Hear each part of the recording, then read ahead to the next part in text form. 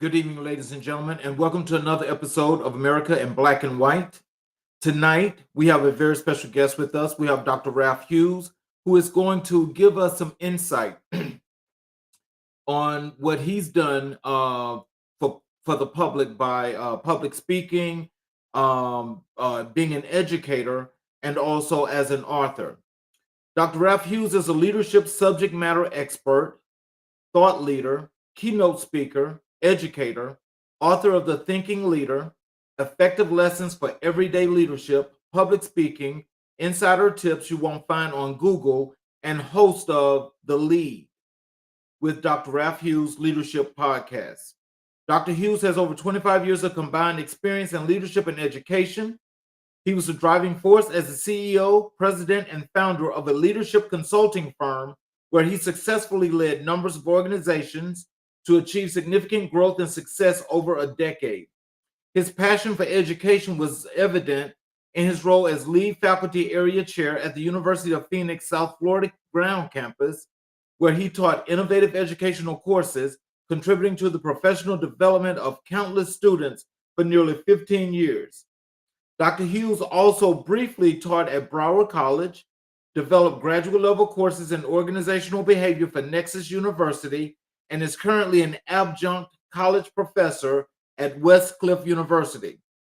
Dr. Hughes' 28-year law enforcement career has been a rich tapestry of high points with significant roles for the City of New York, the United States Department of State, Bureau of Diplomatic Security, the Department of Justice, Federal Bureau of Prisons, and the United States Judiciary. Through Dr. Hughes' background experience, he has trained thousands of people and given hundreds of lectures and presentations, seminars, and workshops on leadership, organizational behavior, entrepreneurism, public speaking, and criminal justice.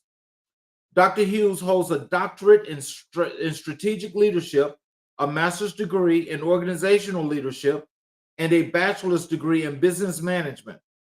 His research interests include intrinsic motivation, organizational behavior, emotional intelligence, servant leadership, and African American studies. He spends his time riding his mountain bike, working out, training in Krav Maga, writing self-help books, and drafting movie screenplays. Ladies and gentlemen, I introduce to you Dr. Ralph Hughes. Welcome to the show, Dr. Hughes. Mr. King, how are you, sir? I'm doing just excellent. How are you today? I'm very well. Thank you so much for having me on the show. I really appreciate that. And I want to say thank you so much for the work that you're doing in our community, allowing us to have a voice in our communities and for our communities. And I thank you so much for that. Well, you're so very welcome. So, to your bio, is there anything you'd like to add to your bio? Sure, why not? I mean, you see the person before you today. You read my bio, which I do appreciate, by the way. But I wasn't always that person. I started in Harlem as that young, shy, skinny kid with a wide smile and a gap in his face with pimples all over his face. So, I basically started out with the same insecurities as everybody else. Some of the insecurities I just shared with you, being in Harlem, growing up in Harlem. I loved Harlem. Harlem is part of my body, my soul, my spirit, my core. Everywhere I go, I always talk about Harlem. You can't talk about Harlem without talking about the Harlem Renaissance and all the great things that Harlem did for culture as a whole, American culture that has also become world culture. So I really love talking about Harlem, and that's who I really am. I am a child of God. I am my mother's son. I am my grandmother's grandson. I am my aunt's son as well. I'm a brother. I'm a father. I'm a grandfather, and I'm a son. That's who I really, really am. Wow. Well, I tell you, I think as we go along through the show, I think that all those wonderful things that you just mentioned, I'm sure that they're going to shine and they're going to highlight where people are not just understand who Dr. Ralph Hughes is, but they're going to want to actually get to know you a whole lot better. Maybe you can help them be as successful as you are. Well, I appreciate that, and I'm still working at it. I'm still working at it. Things didn't come easy for me growing up, dealing with a lot of systemic racism, education, employment, just being stopped, racially profiled by the police, just walking down the block, getting off the school bus. So it's just a lot. It took a lot to get to where I am today, and I'm still working at it. So yeah, and I like to be a blessing to others, but I think others are a blessing to me just as much. I love learning from other people just as much as I love sharing. Yes, sir. I definitely appreciate that. And so let's get into the show here. And I want to Absolutely. ask you this very first question here. What Sure. inspired you to become a public speaker? Wow, that's a very good question. No one has ever asked me that question. Well, here's the thing. Let me go back for a minute. I talked a little bit about my upbringing. I was just a shy, introverted, skinny kid. I loved school. I loved school books, but I was always shy. Didn't I wasn't photogenic. I felt like I was unattractive. Never really wanted to talk to people because I felt they would make fun of my teeth, make fun of how I look and my gestures and the way I spoke. So I was always introverted because of that. So I really didn't have a voice growing up. And that now that you ask that question, all of these thoughts are now just gushing into my head, and one of the biggest thoughts that I'm thinking right now is I remember when I was in high school, I was 14 years old. I loved playing basketball. So I was on a basketball team in high school as a freshman. When basketball season was over, I needed something to do. I did not want to go home. I did not want, because to me, the high school that I was attending at the time, Brandeis High School in New York City, even though it was one of the worst high schools in the city, it was still on the Upper East Side. Do you know anything about the Upper East Side? At least I used to walk from the Upper East Side to go to the West Side, which is on Amsterdam, to get to school.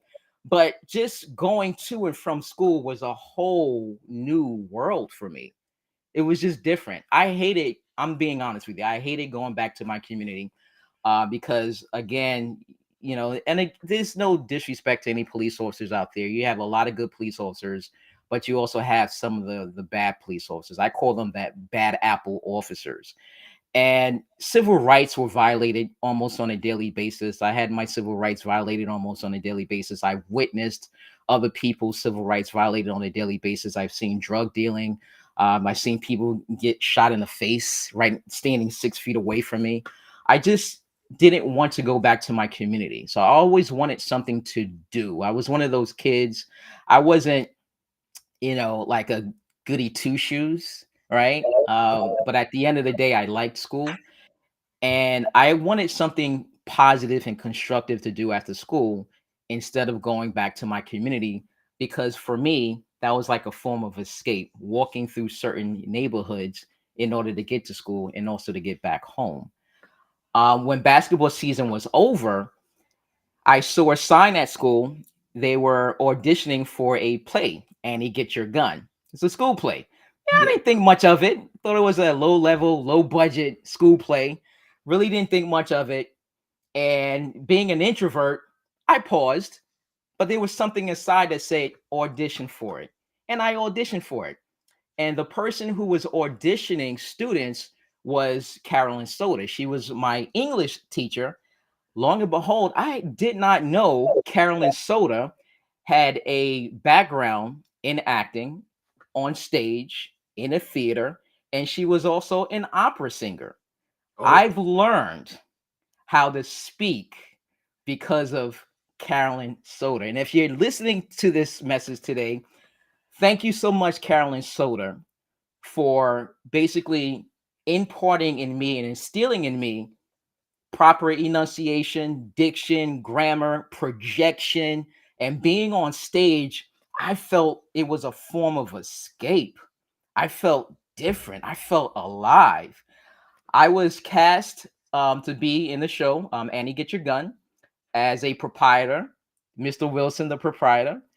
And Mhm. I loved playing that role, and I learned about how to grace the stage, how to move, how to project using your diaphragm and expelling your words and your voice throughout the entire audience and have it to reverberate. It was something about that experience that made me want more. So now this introverted kid started to become into his own.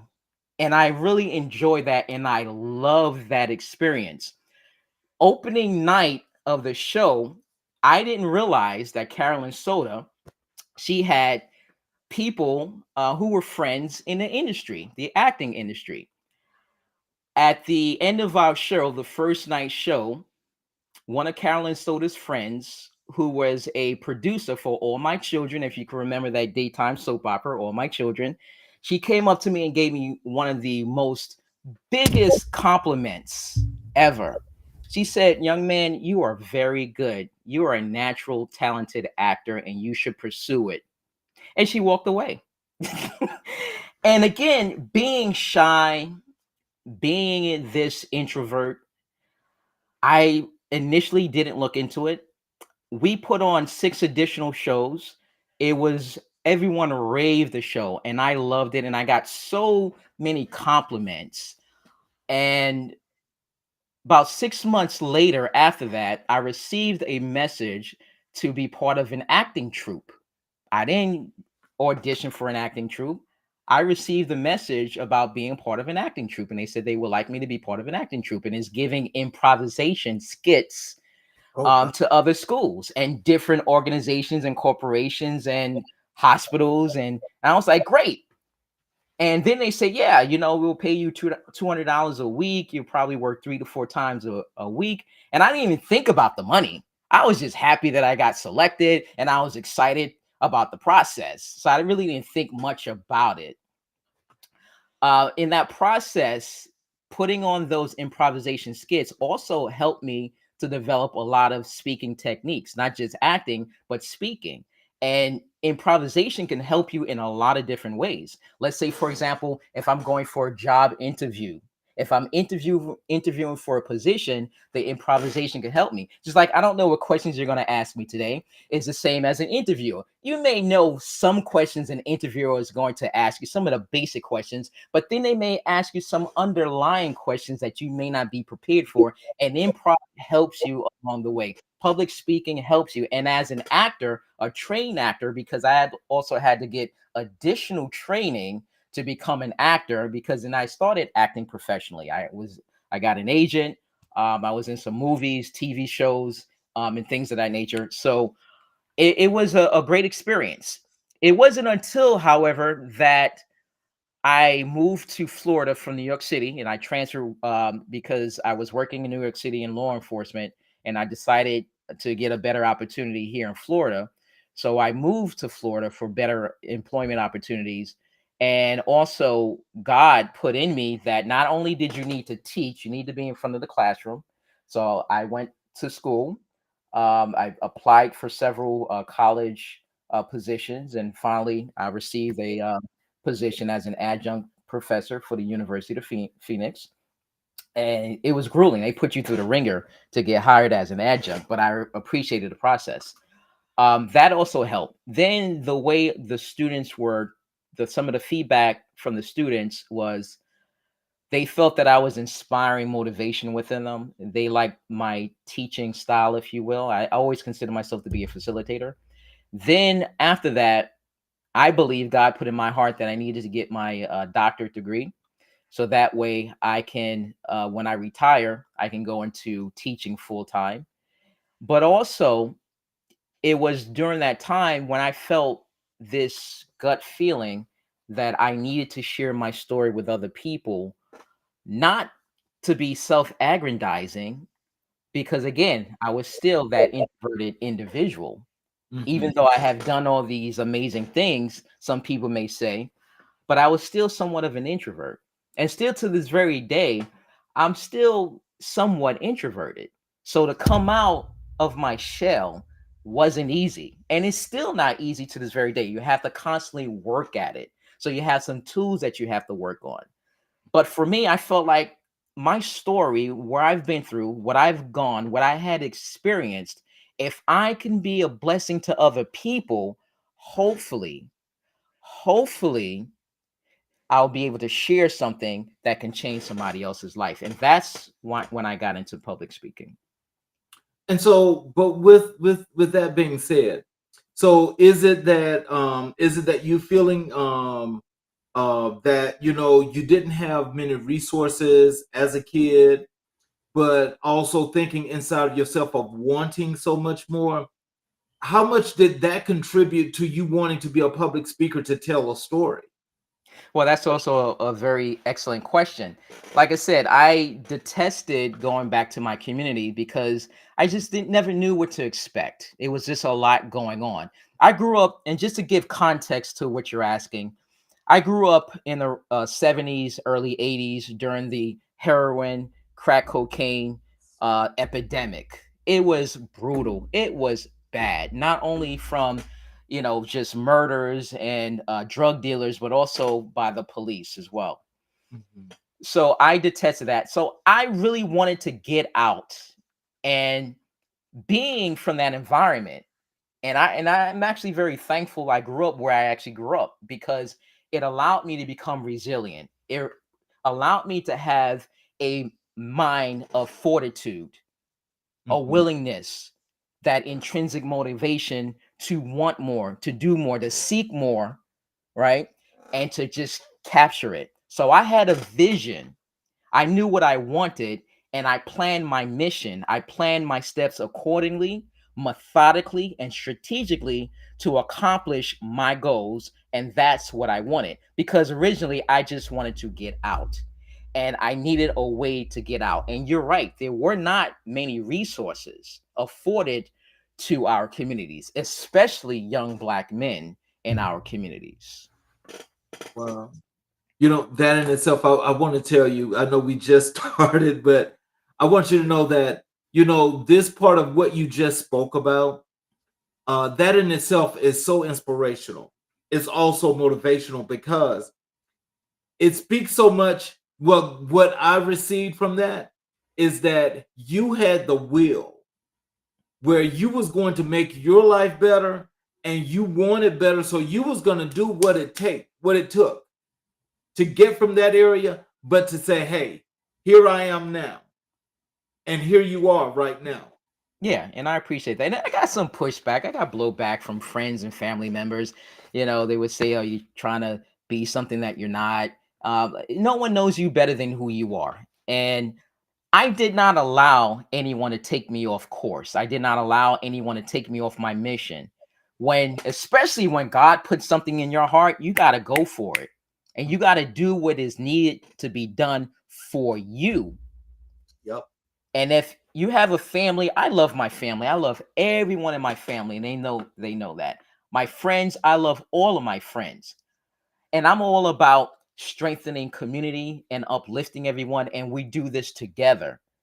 Because when everyone comes together, you can actually move forward at a much greater pace, and at a much faster rate as well. And you can do so much more when you collaborate with other people. So that's how I was looking at it also. But it's the mindset. And that's one of the things I talk about in my speeches. And that's one of my signature speeches, is actually called Mindset Reset. Because not only must you reset your mind, your thinking, but you also have to take pulse checks. And I say that is mindset recheck. You got to have a mindset recheck every day. So first is a mindset reset. Looking at your mind, whatever's not working for you, whatever's not in alignment with your core values, who you are as an individual, who you profess to be as an individual at home, who you profess to be as an individual at work, who you profess to be as an individual in the community. Those are part of your core values, part of your authenticity, part of who you are as a being. So you Mhm. have to make sure that you check your mind. And if there's anything that's out of alignment, you constantly rechecking that. What can I do to make sure that I am balanced and in alignment with my thinking and my mission and my vision? Because I have my vision. I know where I want to be. I see myself in this world. I know where I want to go. Now the question is, how am I going to chart the path? How am Yes, I going sir. to get there? And so Yes, when you chart that path, you cannot allow no one to take you off of your mission. Be steadfast on your mission, my friend. yes, sir. Ooh, okay. You look, you preaching right now. I love that. How do you prepare for your keynote speeches? That's another good question. You're actually doing you're really good with the research. I appreciate that. Well, I prepare is a very methodical and systematic way that I prepare. I don't have cookie cutter speeches. When I speak to clients, I ask them, what is it that you want? What are your pain points? What are you trying to get out of my training? I have several trainings, several topics that I talk about, several speeches I talk about, which are signature and they're on my website. But I also want to know if I'm a good fit, number one, for that organization, because again, just like in our personal lives, also in our professional lives, everyone's not for you and you're not for everyone. So I want to make sure that I'm bringing added value to the client, and I always over deliver. So if you're paying me $10,000 for a keynote speech, or even 20,000 for a keynote speech for 45, 60 minutes, I'm going to give you at least a $300,000 speech, Mhm. anywhere up to $1 million speech. At least that's what I strive to do. So my process is not simple, but yet it is simple. And what I mean by that, I understand that's an oxymoron, but you'll understand in a minute. I have several questions that I ask, one of which is, what added value do I bring to the table? So I want to make sure I'm a good fit for the organization. And I also want to make sure that that organization is also a good fit for me. And it's interesting when I say that, when I coach clients, I only have certain clients I coach. I stopped coaching a long time ago, but I only have certain clients I coach. One particular client in general, I always tell them, when you go out and you pitch, and even if you have someone who's looking for a job, ask to see how that job not only aligns with your vision, your mission, your core values, and who you are as an individual, but it's not what that you can do for the job. It's actually what the job can do for you. That is All right. absolutely true. And so that's how I look at it in trying to attract clients. I look at their pain points. We in this industry we call it a pain point. And whatever the organization is going through, Mhm. which is causing them a problem, I am diagnosing that. So, in terms of diagnosing that, I ask several questions. What's the problem? What's the pain point? How are your staff is viewed? How are your followers are viewed? What's going on? Tell me, why are you seeking someone to inspire motivation within other individuals? Talk to me. What does That, that look like? And I that just listen. I ask questions, but I try not to do most of the talking. I want to listen so I can appropriately diagnose what the situation is, so I can come up with a prescription. And part of mhm. the prescription is what I'm able to offer and roll out. Part of the prescription is me coming up with those fine bullet points that I know that I need to talk about. And I already have a structured way of how I deliver my speeches, to be honest with you. I had that structured. So it doesn't take, and that's where the easy part comes in, because it's already structured. And I've been doing this so long. I already know what I'm going to talk about. A, B, C, D, one, two, three. I already know. But I always make sure that I talk about the organization. I put myself in the organization as a member. So even though I'm giving the speech, even though I'm doing the training, you would take away as you will look at me as though I'm part of your organization. I'm partnering with you. You will look at me like I'm part of your organization. I'll know your mission. I'll know your vision statement. I'll know your value statement. I'll know your core aims. I'll know everything about your organization, and I'll be able to articulate it. And I always infuse that information in my speeches to make people know that I am here for you, because it's not about me. Because I can, I can just be here. I'm retired and I can just sit here and just enjoy being in retirement. But there's so much more to each and every one of us. We have purpose. And I am very passionate about my purpose, because my purpose is my passion. Oh wow. Oh wow. Okay. You giving all the meat and potatoes, but I tell you, I hope everybody that's out there listening to this, that they're actually understanding, because that in itself served purpose. That served purpose. Um, Gotta what have strat- purpose. what strategies do you use to engage and energize your audience during presentations? Excellent question. During presentations, it's very important to get the audience involved. I always talk about my background, whether even mostly I talk about not necessarily growing up in low socioeconomic communities. I do talk a little bit about that, but I mostly talk about a lot of the trials and tribulations I've experienced on the job as a professional. And I know earlier I talked about dealers in the neighborhood. Well, I have a confession to make. I was, in fact, a dealer in the neighborhood growing up. I'll just be honest. I was selling watches. I used to sell watches. I had to make some money. And that's the way I was making my money. So I was selling watches, and sometimes I would go to the corner grocery supermarket, I should say, and I was packing grocery bags to make a little extra money. Mhm. And the drug dealers were my biggest clients, to be honest with you. They would ask me, they would say, hey, I want this type of watch. I would go to Canal Street. If anybody's from New York City and you're familiar with Canal Street, that's where you go to buy a lot of inauthentic items. And I just say it like that for your audience. I got you. And you can walk away with a watch that looks like a Rolex. I call it a Folex. You can walk away with a watch that looks like a Rolex, and I would pay $10 for the watch. And when I sold the watch, actually I would get anywhere between $30 to $40 for that same watch.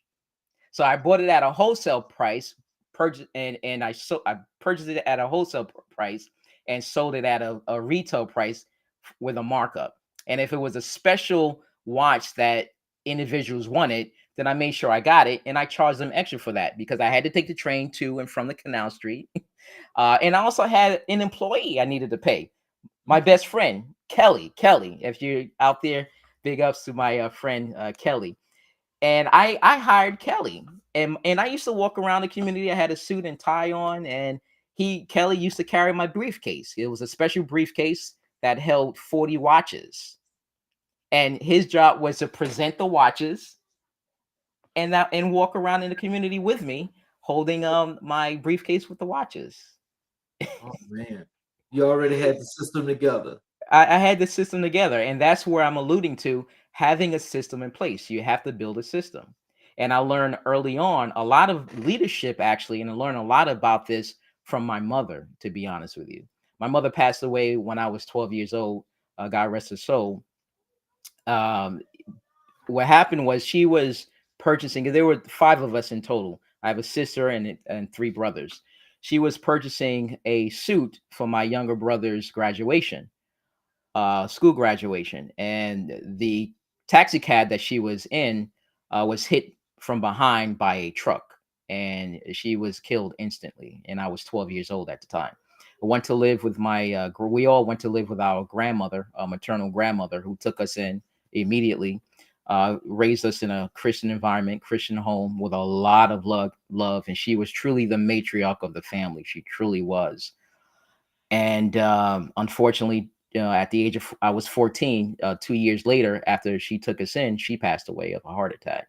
So my Oh, life was rocked. It was devastated. But my point is the skills and the learning that I've learned from my grandmother, my mother, and also my aunt, because she was 21 when my grandmother passed away, and she took us all in. And my aunt was also in school to become a nurse. She dropped everything to become a full-time mother, an instant mother overnight, to not one, not two, not three, not four, but five kids. And I call her my second mother, and God rest her soul, she passed away a couple of years ago. But the learning, and even before she passed away, we used to talk all the time, and she would mentor me, she would coach me, she always gave me words of advice about anything, and even about business. And she was my biggest cheerleader, and I loved her always, and I still love her, and I miss her a lot. But yeah, I learned a lot from my mother, my grandmother, and my aunt about leadership, about business, and building systems. And I know that's a long-winded answer to your question, and I know I really didn't go in deep dive into your question. But to me is about not only building a system. In order to build a system, you have to create a foundation. So that was my foundation. The teaching from my mother, my grandmother, and my aunt created the foundation for me to be where I am today. Mm. Could you share a memorable speaking experience that impacted you personally? Yeah, just now. Okay. Yeah, well, and this ties into the last question that you posed. When I talk to audiences, I really share mostly about my experiences, not only in business, but also in law enforcement and education. Those are the three main industries that I worked in. And I still work in education and I still work in business. And I've worked with a lot of individuals. I work with a lot of supervisors, a lot of managers, and I'm going to tell you everything that I do in terms of my book, in terms of my podcast, in terms of my speaking, keynote speeches, it all ties around leadership. The central theme when I talk about leadership really is followers. That is essential to who I am as a person, looking at followers and their best interests and putting their needs first before anything. I worked in a supervisory capacity. And there were some things that I just didn't understand or know. And I had to learn and understand how to become a leader. I think I was a good manager, but I definitely wasn't a leader. So I needed to learn how to become a leader. So I share with audiences a lot of the trials and tribulations that I've gone through and that I've experienced on the job, not mainly in law enforcement, a little bit in business, a little bit in education, but mainly in law enforcement. I had a lot of issues in law enforcement, dealing with a lot of supervisors, and just managers.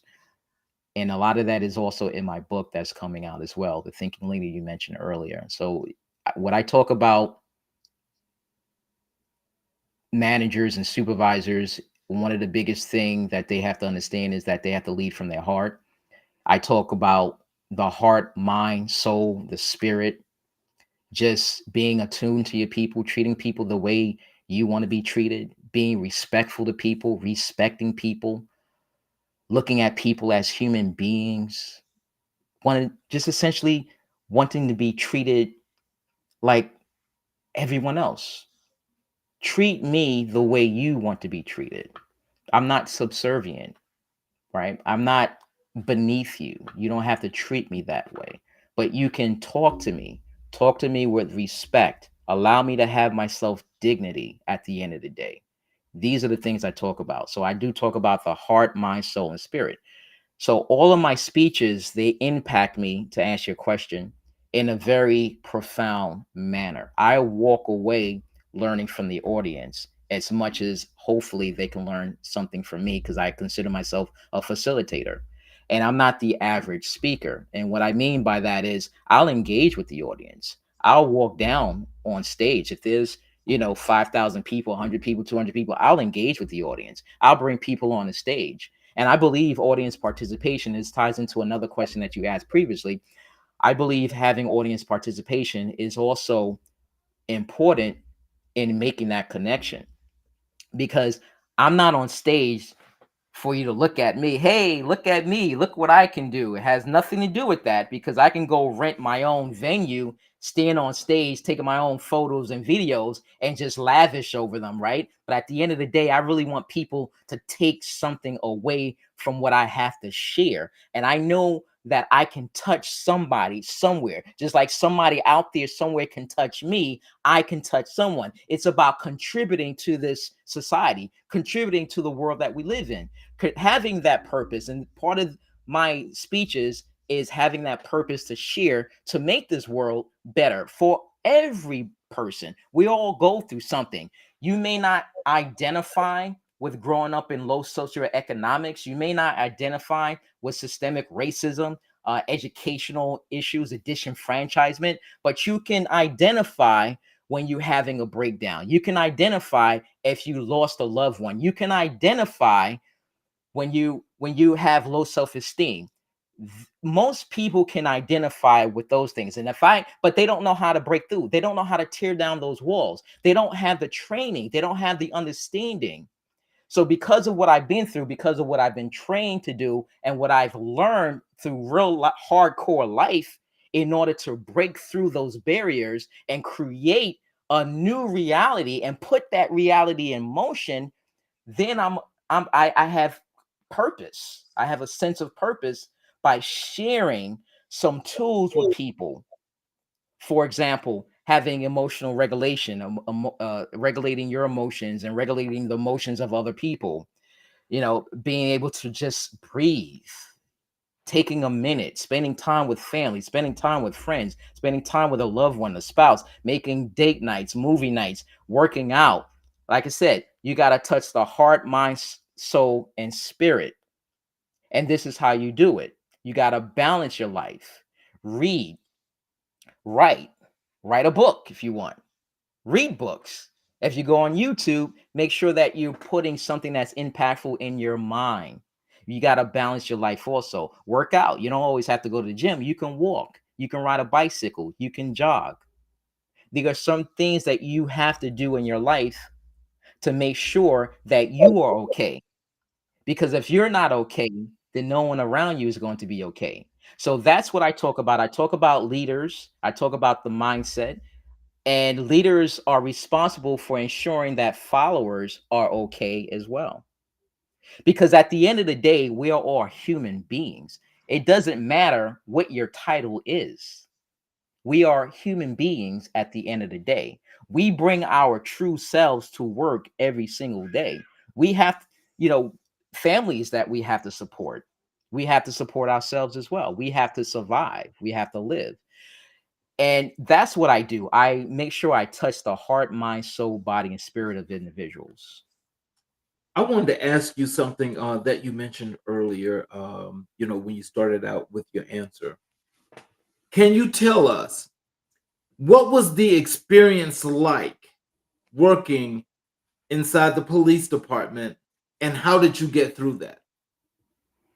All right. So I worked in law enforcement for a total of 28 years. I started out as a patrolman for the city of New York. I was actually assigned to the Parks division. And it was interesting. It was interesting. My career there wasn't long lived. There was a certain mindset there. I would say what why I wanted to work in law enforcement, to be honest with you, is very simple. My career as an actor didn't take off, but I was still working. I was truly a starving artist. But that's what I was doing. I was working security actually, and I was also a security guard, supplementing my income while I was going on auditions and things of that nature.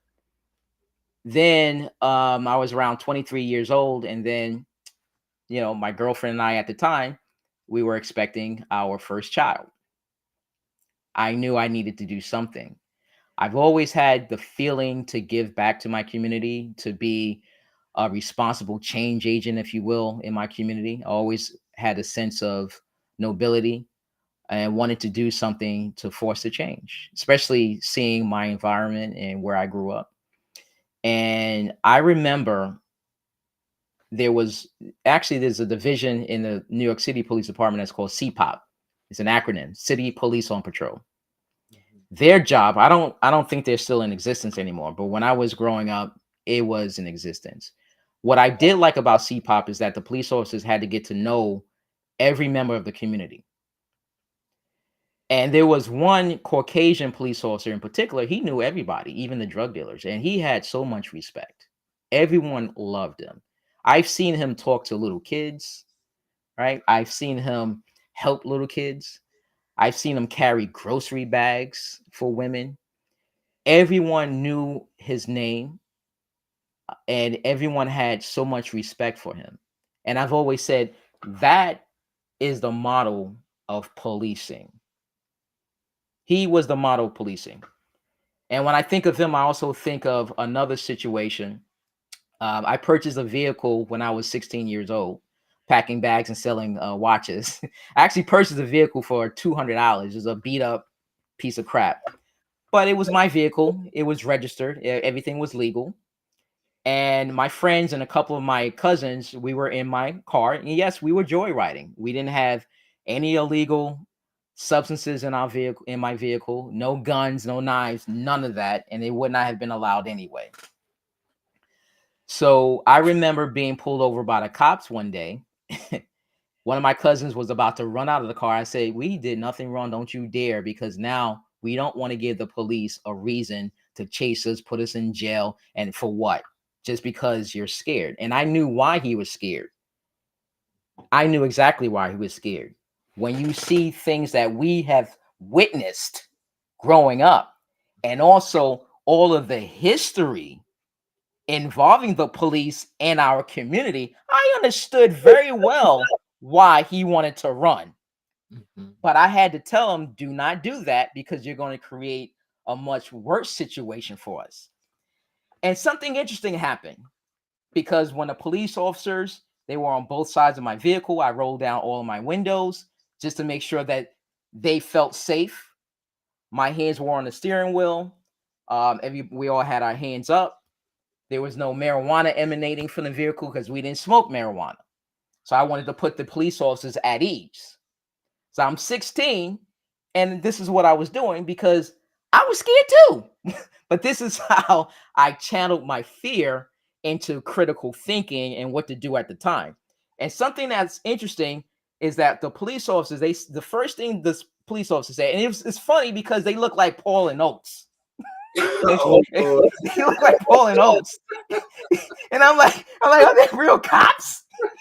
What is going on here, man? Oh my God. So, and so one cop, he said, "Hey, the reason I pulled you over because you look young."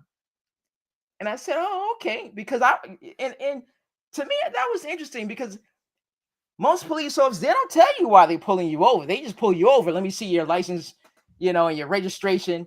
And you want to know, well, what did I do? Don't worry about it.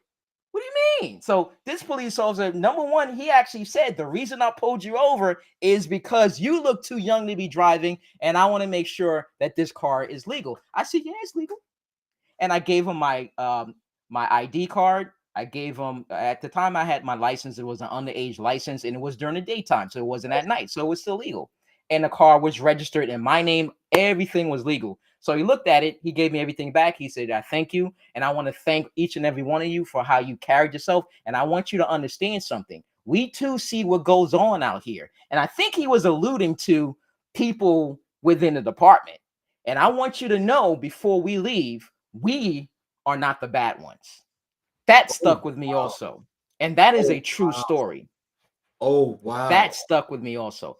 So I know we talking about bad cops, and yes, they are out there. And I have no equivocations talking about them. They are out there.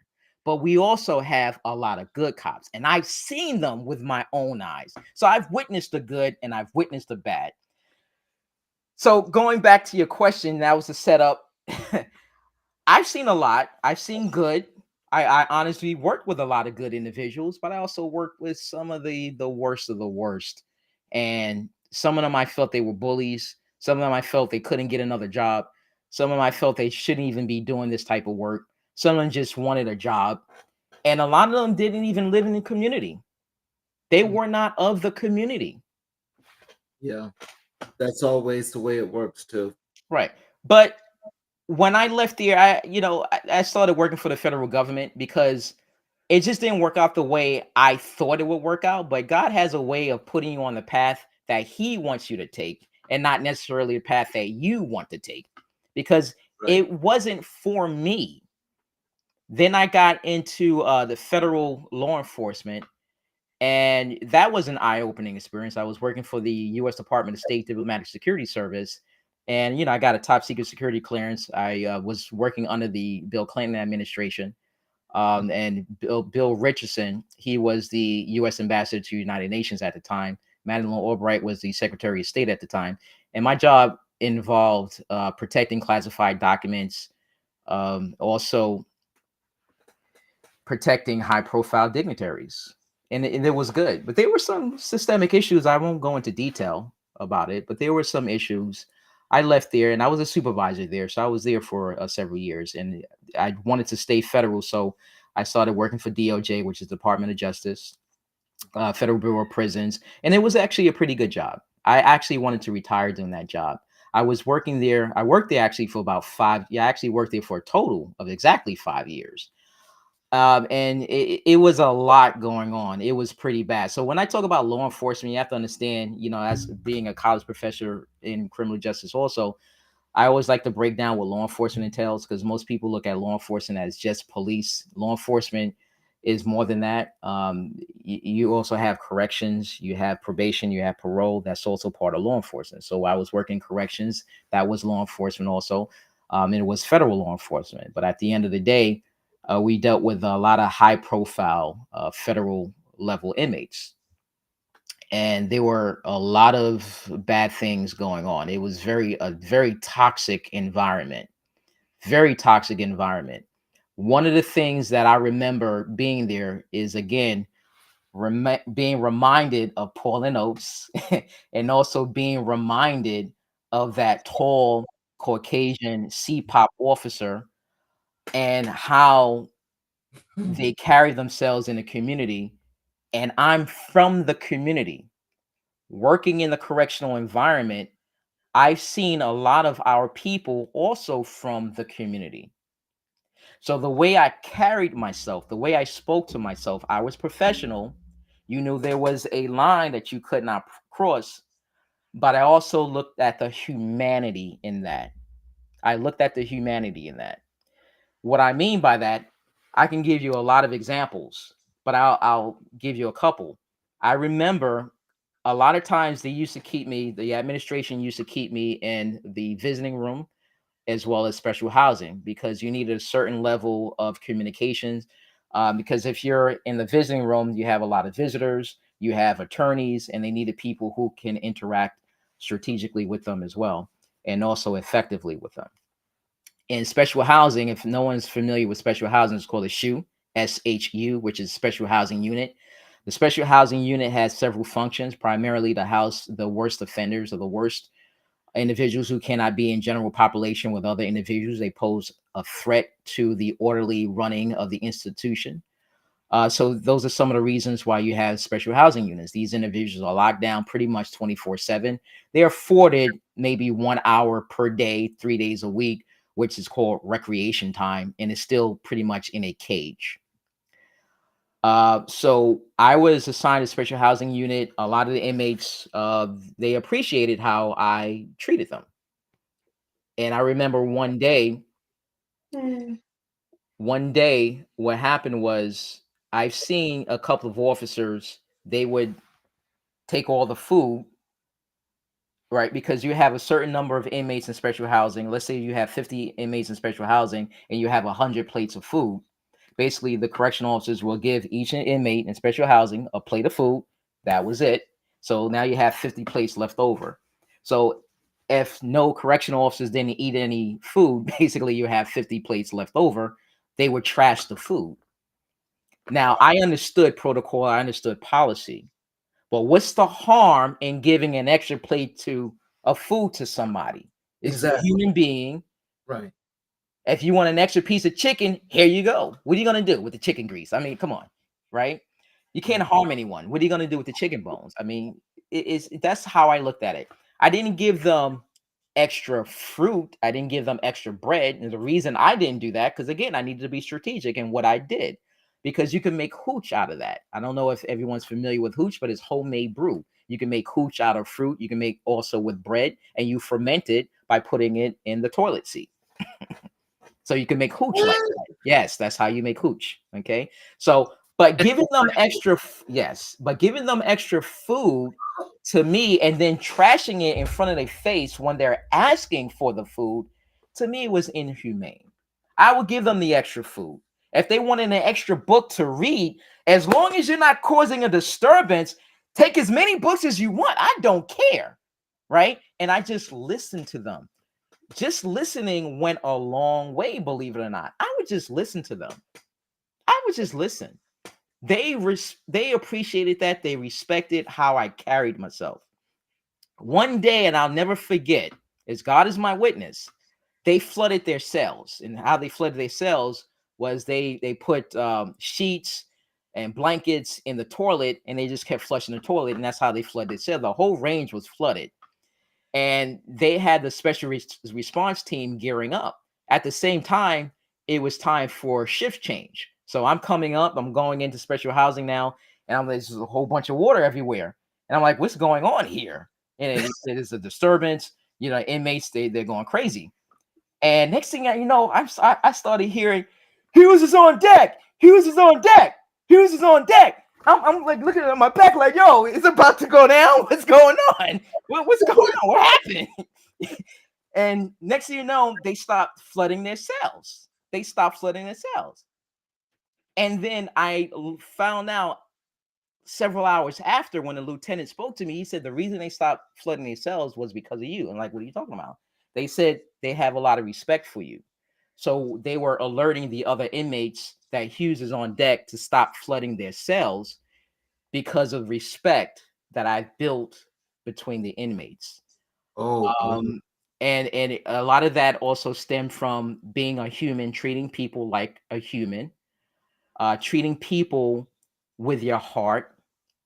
Still, in a law enforcement capacity, you still, you have to be mindful of your self-defense as well. You have to be mindful of your proximity and how you position yourself. But at the end of the day, it was a matter of how you communicate to individuals, how you treat individuals with respect and dignity. And that went a long way. But in that environment, you had a lot of correctional officers who were in prison. They went to prison, federal prison. On top of that, they were investigated and arrested by the FBI for doing a lot of criminal activities, where they were selling drugs on the street on behalf of inmates. They were bringing drugs into the institution. They were having sex with inmates. I mean, it was a very toxic environment. The captain that I worked on at the time, I'm not going to say his name, he led a gang of 30 officers, and they would just go around brutalizing inmates. So if you looked at any of the correctional staff, you turn your lip at them, you frown your face, pretty much they would corner you and just beat you down. That's not an environment I wanted to work in anymore. So after 5 years, I had enough, and I left that environment, moved to Florida, started working for a different federal organization, and I could tell you, I've worked with some of the brightest individuals, the most intelligent individuals working for the federal judiciary. I have a lot of respect and affinity for them. And that's when I actually honed in a lot of my public speaking skills, speaking, in front of the courtroom before a lot of judges. And we were actually like the judges' council, to be honest with you. So speaking before a lot of lawyers, defense attorneys, prosecutors, just having a lot of interviews and also training. It really was an amazing, amazing experience. And I was also put in a position where that work that I wanted to do and didn't get a chance to do, now I was doing it through the judiciary to make sure people, especially our people from our community, were they had their due process, and they make sure that their rights were not violated by the federal court system or any other system.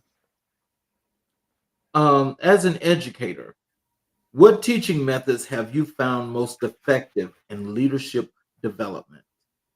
As an educator, the teaching method I find most effective is just having activities, bringing real world experience to the classroom, talking about experiences, asking a lot of questions, asking a lot of questions, doing a lot of different types of activities. Having activities, a lot of people can retain that information. I don't have a strong or high emphasis on lecturing. I know I can talk. I could probably just talk because you make it easy, Mr. King. It's your fault because I'm not really this verbose, okay? You just make it easy. So we'll probably be at a midnight. I'm just joking. I'm just joking. So, so I don't have a high emphasis of speaking or lecturing, if you will. Like I said before, I'm a facilitator. As a Oh, facilitator, I facilitate discussions. mhm. I come up with discussions, kind of like you. I listen, and then I have other activities that take place from a real world praxis, though. Everything is real world with me. I don't do any fairy tale stuff. I don't do anything that is not realistic. I don't want, because this is a real world. If you're preparing people, especially to be leaders, and I say global leaders in the in any organizational business, you want to prepare them the right way. You want to prepare them the right way. And preparation entails being hands on. Preparation entails reality. Preparation entails you may not like what I have to say, but I'm going to say it anyway. That is, to me, at the heart and core of facilitating, is having hands-on training and also having a lot of activities, because what that also does, it allows you to retain information at a much longer rate. So if I'm standing here before a class and I'm speaking, and let's say it's a 3 hour class, or even this, yeah, 3 hour class, and I'm speaking for 2.5 hours. Number one, most people are not going to sit down for 2.5 hours to learn. All right, just to learn about this, unless it's something truly that they're going to take away from that's impacting their life severely. But that's not what we're talking about in the classroom setting. So you Mhm. have to make sure that you can tap into the hearts, minds, and souls of individuals to keep them seated so you can provide critical information for them to incorporate in their lives to get out what they're trying to achieve. That's what it's really about. So, how Right. do we do that? Again, is not really talking too much, facilitating, asking those Socratic questions, facilitating on that, and having those activities that you can reinforce but also retain. Retention is key. And how you retain that information is not me constantly speaking, but you actually doing. So less speaking, more doing. That's the takeaway. So, tell me something. How would before I ask this next question, Sure. but I want to know, let's say like with your teaching techniques and you instructing in your classroom, Mhm. you're doing are your students like undergrad, or what level of student are you Yeah, I teach all levels. At the University of Phoenix, I was only teaching undergrad. Mhm. At Nexus University, that was a master's level. Now I teach all levels. I teach doctorate, undergrad, grad. I teach all levels. Really? I would love to once we're done with the show, I would definitely love to have an opportunity to document your teaching, if that Sure, works. of I would course, love to absolutely. document that because I can, well, this is just the feeling that I get from just listening to you, is that your students get a lot of information, and with that information, everything is determined or depends on, shall I say, how they actually apply it. These are the things that I think people should get to know, but people should see that to learn that there are people such as yourself that can give the best information in the world. But how do your students receive it? Exactly. And not only receive it, but also apply it, because Yeah, application is key. it Because if is. you're not going to apply it, why are you receiving it? Exactly. Exactly. That's an oxymoron. How do you balance theory and practical application in your leadership training programs? Excellent. Another excellent question. It's very simple for me. This is going to be the shortest answer that I can give. And the reason why it's very easy for me is because I alluded part of that information earlier. I do mostly hands on. So you've heard of the 80/20 rule, right? Most definitely. Right. That doesn't apply to me here. I said that to set up what I'm about to say. I Okay. have what is called the 20/80 rule. Oh, okay. Got it? My Okay. 20/80 rule is 20% of my information is theory based. Okay. 80% of my information is taking that theory and my experiences and other experiences and applying it to the real world, because that is key. Oh, okay. That's an interesting approach. I mean, like, How did you wait a minute? How did you come up with that? Did you like basically just simply just reverse that? No, I didn't simply reverse it. Uh-huh. The issue is this. Most people, when you read books, again, we're talking about retention. Right.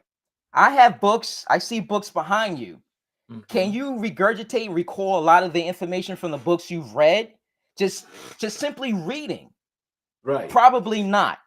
But Uh-huh. if you read a book, let's say a self-help book, and they give you four takeaways to implement in your life to make whatever it is better, and you probably read that book 10, 15, or 20 years ago, but you'll no doubt remember those four takeaways. Why? Because they're listed numerically 1, 2, 3, 4. So you know the number four is embedded in your mind. And then if it's an acronym added to that, then that's also another retention point. So you know you have 4 points, you have an acronym, it's being retained because that's how our mind works also. Now, let's say if you apply that information, the 4 points, and you recall that acronym and you start applying that information, you will probably recall that information for the next 20, 30 years. That's my approach. Okay. That's very So interesting. even though you may have read the book, that is theory. A lot of students, you have to read the book that's giving you the foundation, that's giving you the theory. But Mm-hmm. at the end of the day, it's all about application. We've agreed that that is the point. That is the most important thing, is to apply what you've learned. So if Hmm. we're trying to apply what we've learned, the theory comes into the from the reading. Right. The reading now has to transition into application. So Hmm. how do we transfer that into application is by actually applying it. And how it's applied is by not only looking at the theory, but understanding the theory, but breaking down the theory. So now, when you talk about understanding the theory, applying the theory, breaking down the theory, that requires action on your part and more critical thinking. That Yes. also adds to your retention. So everything has to do with retention. And when you retain information, it's really about applying. And there's been studies out there, when you're more hands-on, you retain that information at a much longer rate That is than true. just reading stuff. And some people, they may read something, and then as soon as they're done reading, almost immediately they forget what they've read. Hmm. That is true. That is true. That is interesting. But yeah, I definitely would love to have that opportunity to document one of your classes or a couple of your courses to actually so people can see how theory is actually taught. Because Mhm. I will tell you, and it's not like I was told, but not even when I went to grad school, but when I got to undergrad and just thinking about some of the courses that I took, because my undergrad is in accounting. So I did not specify my MBA, which just expanding what I did in accounting. My thing is, when I first got to college, because again, nobody told me, but I realized it was different than when I left high school. Because they say when you go to high school, you're always reading, you're always doing all these different things because you want to be ready for college. But what we fail to miss, what some people miss when leaving high school, going into college, is you can't study the same because we're only giving you concepts. We're only giving you theory. We're giving you these things because we need you to understand that this is your foundation, but you need to apply it. Nobody tells you that. But they not only do they not tell you that, they don't show you how to apply it. That's true too. I know part of the reason. Why? And again, this is very critical. I may get a little backlash out of it, but who knows? You might go viral after this. I'm not sure. PhDs, I don't have a PhD. Okay. I actually was going to get a PhD, and I decided a PhD wasn't for me. Oop, I said the same thing. Okay. And the reason I decided the PhD wasn't for me is because, and let me go back for a second. I know, and I used to teach criminal justice.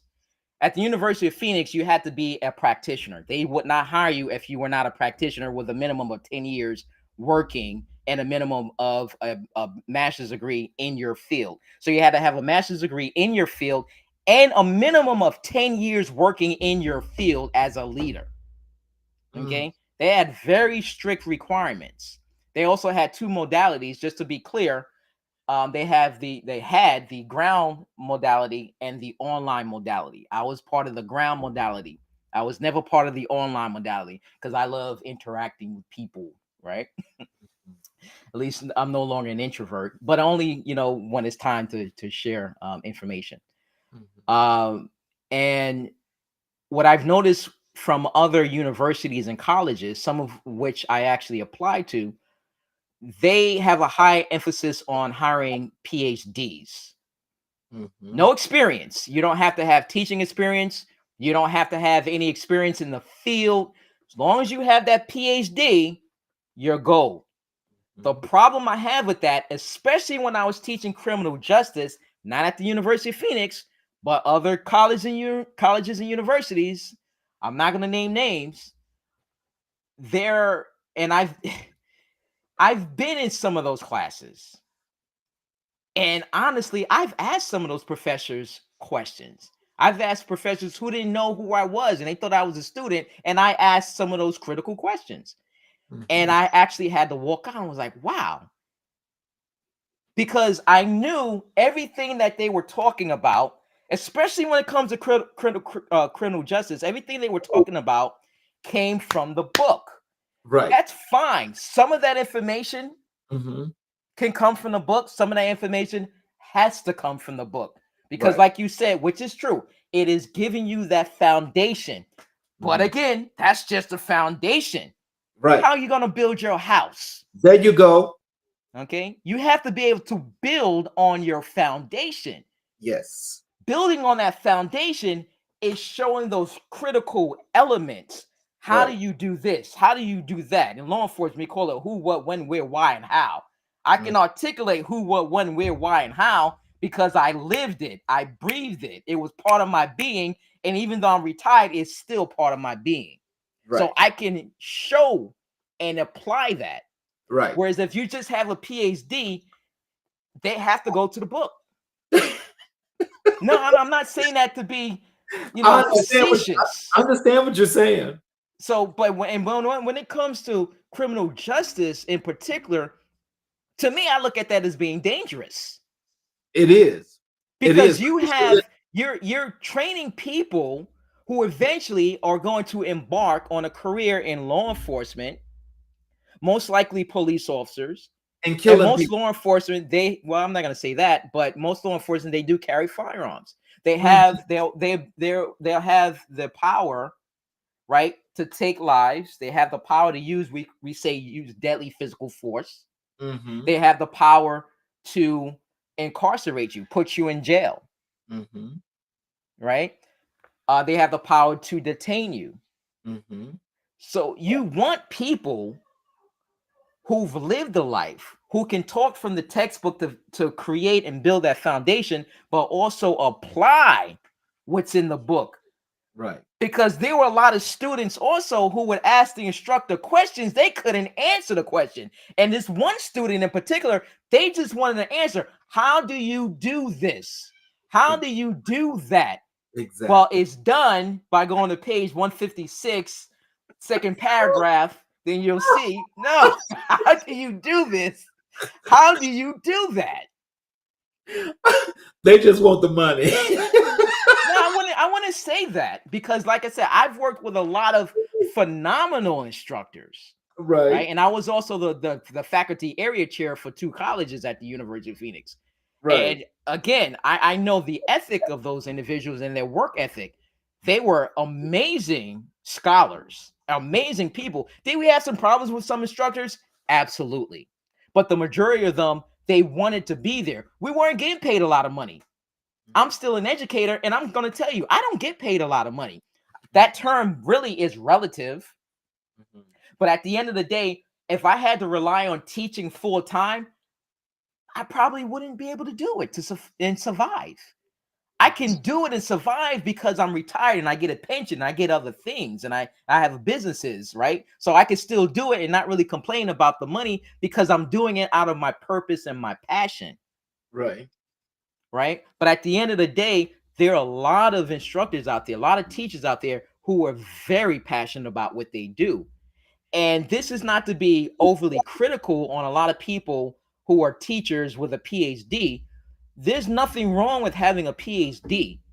Right. The problem comes in when you don't have the experience to back up what you're lecturing in class, what you're talking about in class.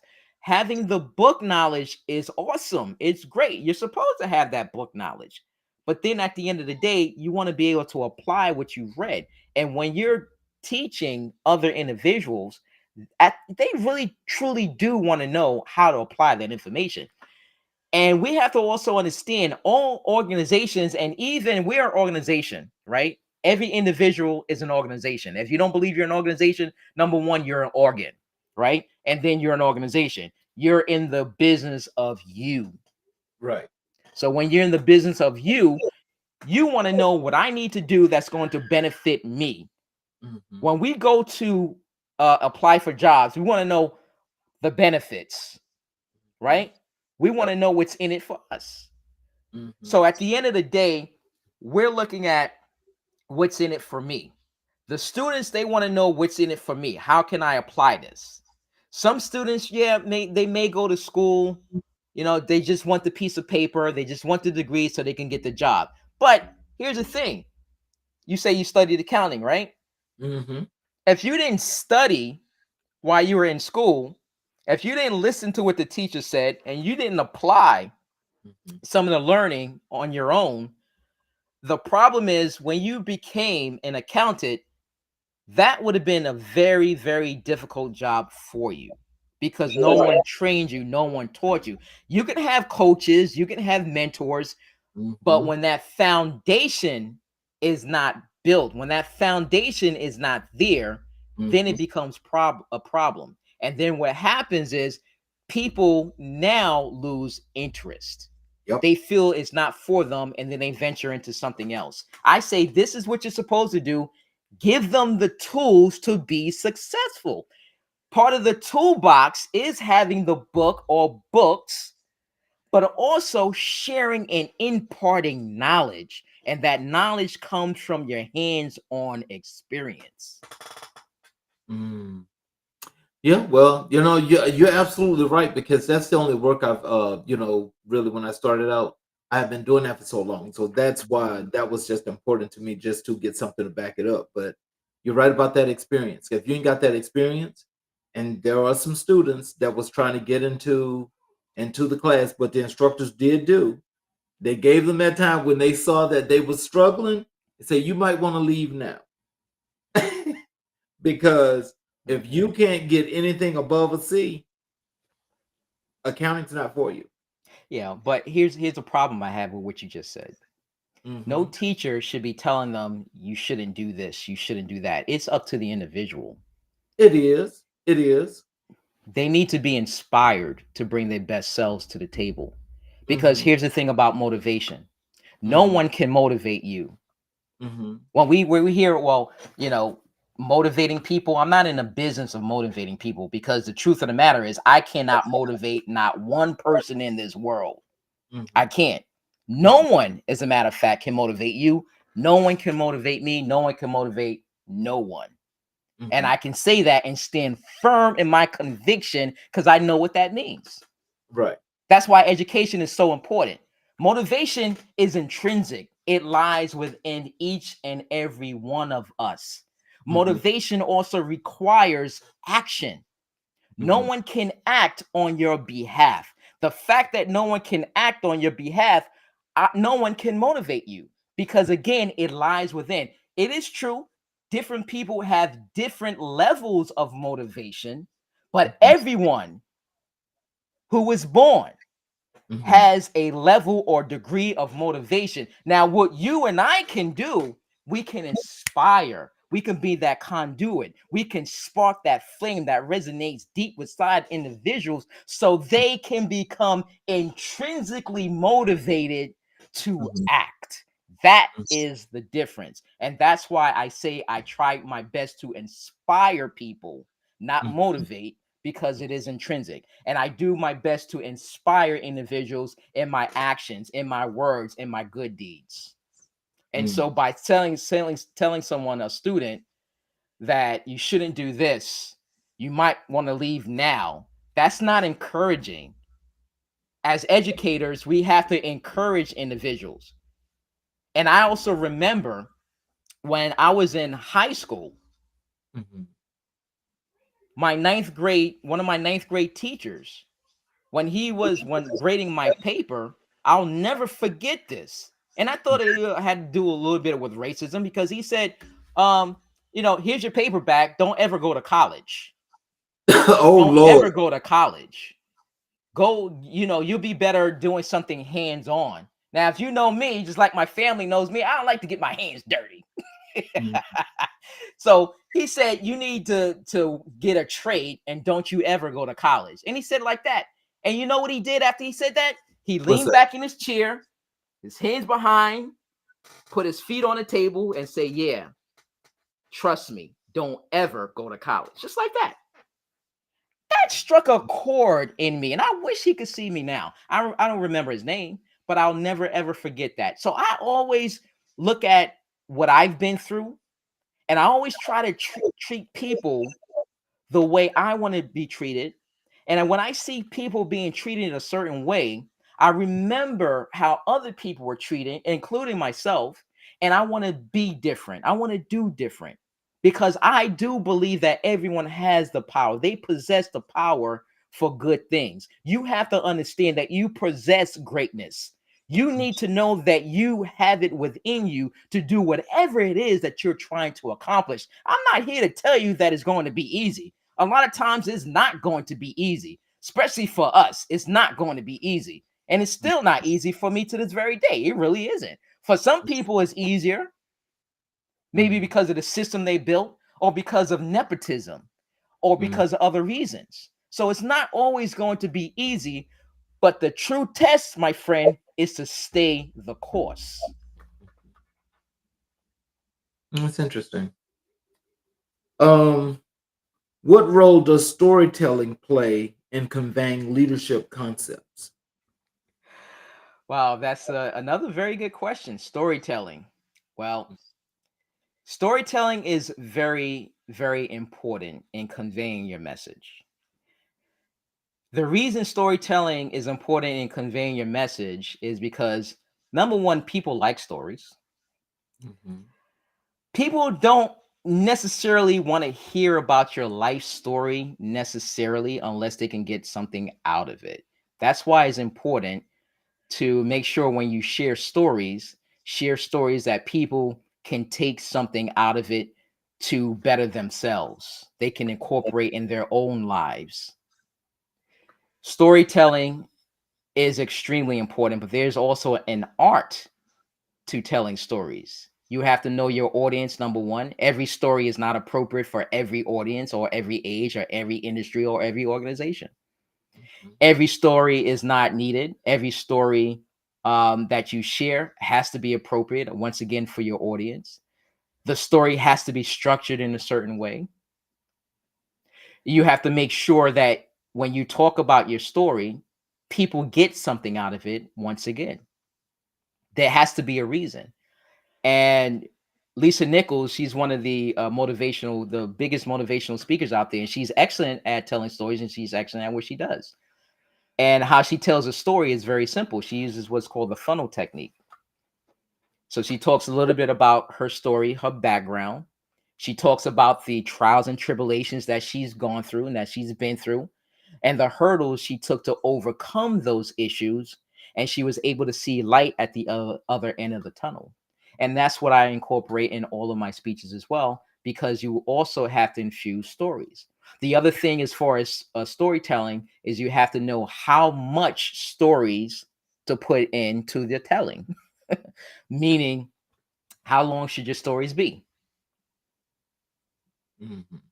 Right? So storytelling, to answer your question, is extremely important because not only do people like stories, but also people can get a lot out of these stories. And we talked earlier about retaining information. You can retain information by recalling that story. I remember when Charles talked about this. I remember when Charles talked about that.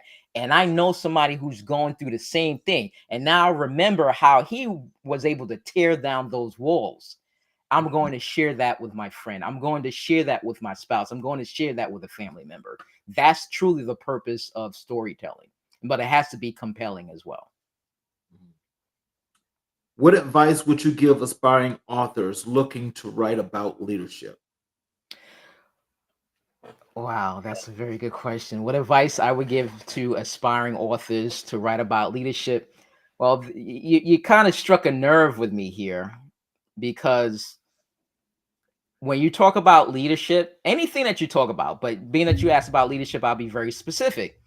Just know what you're talking about. Know your craft. Be that subject matter expert.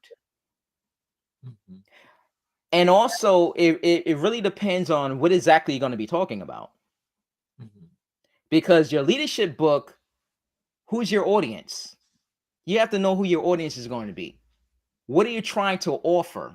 What are you providing? What are you trying to get out of it? What do you want your audience to take away from the stories that you're going to share in your book? What do you want your audience to take away from whatever methodologies that you have in your book? What is it that you want people to take away from it? And if you're an aspiring leader and subject matter expert and thought leader, you got to do your diligence. Don't go on Wikipedia, don't go on YouTube, don't go on Google and start regurgitating. And from now, I've seen it. I'm telling you, I've seen it, and it bothers me a lot.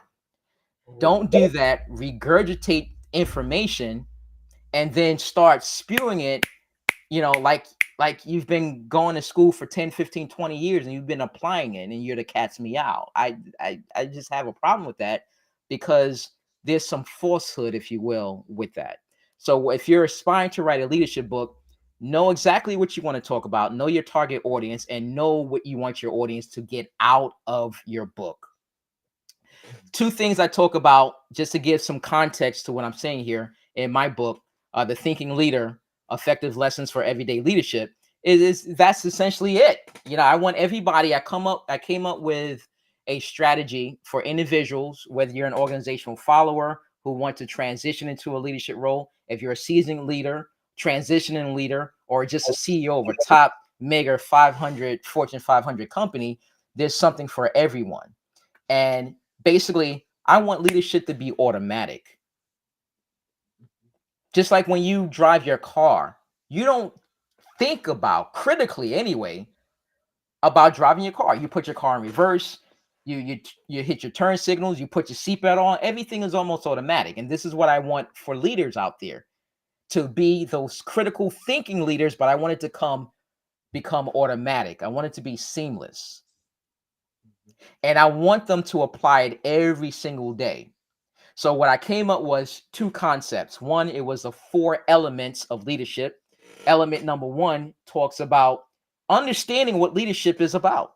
What is leadership? Where did it come from? What is this thing that we call leadership? Why do we even need leadership?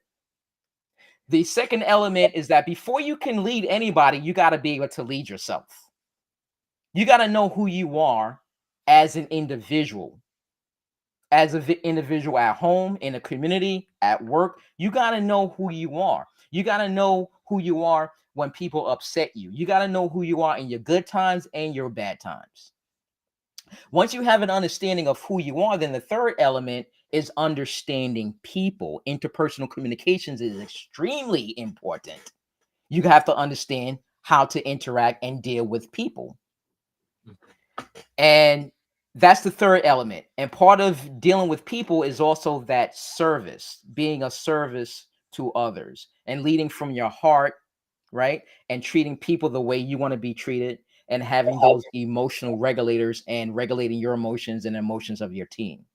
Now, the final element of that is, and I look at the benchmark of leadership, is developing other leaders. Are you coaching people? Are you mentoring people? Do you have a leadership development plan? Do you have an SPNM, which is a succession planning and management, right? Do you have all of that? How are you leading? Are you creating a leadership culture? And then I lay a path as to how to develop that. And the biggest takeaway is the think model. The think model is, in fact, an acronym, THINK. The T stands for transformational. You have to be not only transformational as a leader for yourself, you have to transform yourself, which also means transforming your mind. You have to transform your team in terms of their mind, their processes, their output, and how they look at certain things. You have to transform the organization as a whole, because you have to know how to treat your the people who are actually doing the work, because when you're able to tap the mind of the people who's doing the work, then they will actually reward you by putting their best foot forward each and every single day. The H stands for humility. You got to be humble. Treat people the way you want to be treated. Talk to people with respect, with dignity. You have to be humble. It's not about you. When you're in a leadership position, to be honest with you, it's mainly about your people, and it has everything to do with the organizational mission. And that's where a lot of leaders miss the mark. It has everything to do with the organizational mission, because that's what you're trying to achieve. The leader's role is to paint that vision and to inspire followers to get on board with that vision in furtherance of the mission. So you got to be humble. The next is the I, which is inspiration. You got to be able to inspire your people each and every day. We talked about inspiration earlier. You got to be able to inspire people so they want to come to work. So they want to put their best foot forward. So they want to be with you and they want to work with you as the leader. Mhm. Because a lot of people leave their supervisors when they look for other jobs. It's not because they leave the organization itself, and there are polls out there that suggest that people leave because of supervisors, not necessarily because of the job. So you got to be able to inspire people. Mhm. Nurture. N is for nurture. How are you nurturing people? How are you serving them? Are you serving them? If they're going through and having a bad day, do you identify with that? Do you understand that? How are you supporting your individuals as well? Because that also goes a long way. Are you serving them from your heart, mind, body, soul, and spirit? So that's also part of nurturing. And the last part of that, of the acronym, the think model, is K, knowledge. Are you knowledgeable? Do you have job knowledge? Not only job knowledge, but also knowledge about leadership. Do you know how to lead? Do you Mhm. know how to lead? Do you know what leadership is about? Do you have knowledge, people knowledge? Do you have job competency? Are you willing to share that knowledge with your people? Are you imparting that knowledge? Are you developing the new wave of leaders within your organization? And what legacy are you going to leave? Yep, you're absolutely right. Now, this, this is going to be the final question here. And this one I think is actually really, really good here. Is how do you stay updated on leadership trends and research?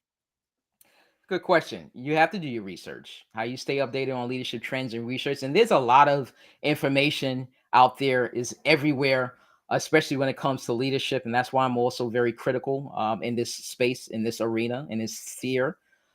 So it's basically doing your due diligence, doing your research, and tapping into those legitimate databases, those legitimate websites, and those legitimate sources. Mm, LinkedIn is a very good source. They have a lot of individuals who provide some very, very good information. You have organizations out there like the Maxwell organization that provides good information. You have the Greenleaf Center for Servant Leadership. That's also another good information that provides good information. So tapping into those legitimate organizations, those legitimate sources, you have to stay on top of. And they're coming up with different things, different models, and also not just looking at every piece of information as being the end all be all. What I mean by that is there's some information I look at and I say, okay, well, this sounds good, but after looking at it, I don't think that I would incorporate it. Right. For example, I've heard people say, well, I know bad leaders. Some people who profess to be leadership subject matter experts, they said, they say, and this is no disrespect to them, of course. You've even read it in books that you disagree with some of the information. So this is what I'm talking about. So when you say a bad leader, I don't know what that means. That's not part of my lexicon. It's not part of my vocabulary. It's an oxymoron. You used that term earlier today. It's an oxymoron. It's true because it doesn't make sense. Right. There's no leader that's bad. There's no Right. such thing as bad leadership. Okay. There's only leadership. Right. So if you use the word bad in front of leader to describe someone who's in a leadership role, that person's not a leader. How about that? You just say the person's not a leader. You're laughing, but that's how I mean it. Well, I The mean, but person, no, I mean that to me, I look at it as is very simplistic, but it's very yeah, true because I know that people have different leadership styles, which is true. that's But true. some people, as you say, they do not connect. They do not hit the mark, and if they don't hit the mark, they have to look at themselves.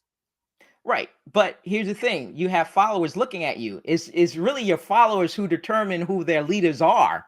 It's not the leader itself. You do know that. It's not the leader. I don't say because I happen to be the CEO of my organization, my corporation, that makes me the leader. I happen to be the supervisor, the manager of this organization, that makes me the leader. No, that just makes you the entrepreneur, that makes you the supervisor, that makes you the CEO, that makes you a manager. That's your title, respectfully so. That doesn't make you a leader. That Right. doesn't make you a leader. Your Right. followers determine whether or not they consider you a leader, depending on how you hold yourself, how you hold yourself accountable, how you regulate your emotions, how you interact with people, the things that you say, the things that you do. Your leaders determine who their followers are. Dr. Martin Luther King, to me, he was the pinnacle of a leader, but he never once regarded himself as a leader, but That's true. he had worldwide appeal, global appeal. Why? Because he was a leader of the people, because we said he was a leader and we supported his vision and we were fully on board with his mission because we knew he was fighting for civil rights in this country and civil rights of disenfranchised people all over the world. So that resonated with people all over the world. And how he led himself and how he went about doing that allowed people to look at him as a leader, and we adored him as such because he truly was a leader. So leaders are not in a position of calling themselves leaders. I don't call myself a leader.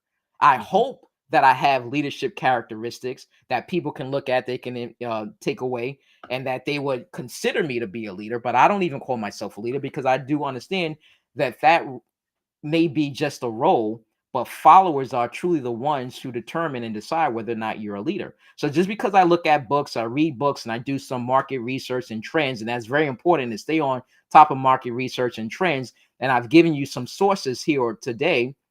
I've provided several sources, but my other point to that is just to be mindful not to take everything at 100% or face value. That's the point in sharing that. So just because someone you say is a bad leader, and I'm just using that as one example, it doesn't make sense. Either you're a leader or you're not a leader. So if you're saying that person's a bad leader, then he's just not a leader. It's true, there are different leadership styles, and there are also different levels of leadership.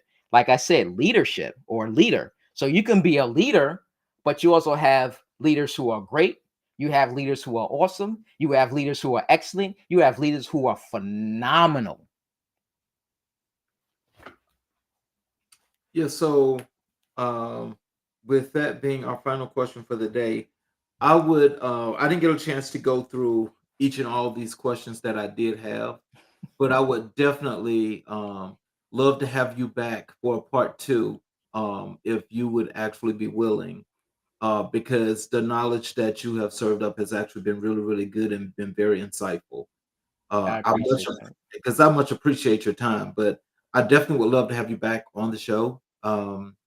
where I we can conclude. But you've done a really good job, and I want to thank you for your time. No, I appreciate it. And thank you so much. And if I could just add one thing, I Hmm. started a nonprofit organization called Leader Village. The Okay. nonprofit organization really caters to young males, black males in particular, between the ages of 10 and 16 years of age, developing them and instilling them leadership skills for life, learning how to be a leader at home, learning how to be a leader at school, learning how to be a leader in a community, and hopefully being a leader, a global leader, whether they want to lead today or in the future, but we're setting them up with leadership skills for life. And So that's something I just want to share. what is the website address? Yeah, you can go to my website is www.drhspeaks.com. That's DRH speaks with an S.com. And you'll see a link for Leader Village, and you can get all the information there. So, like I said, it's a fledgling nonprofit. There's something that weighed heavily on my heart, and this is what I believe God wanted me to do, to develop and also have a 10-year-old son, and he also inspired me as well. And so this is my way of giving back to the community also, and giving back because I've lived that life. Didn't have someone growing up in Harlem and in low socioeconomic environments to mentor or coach me or help me show me the way.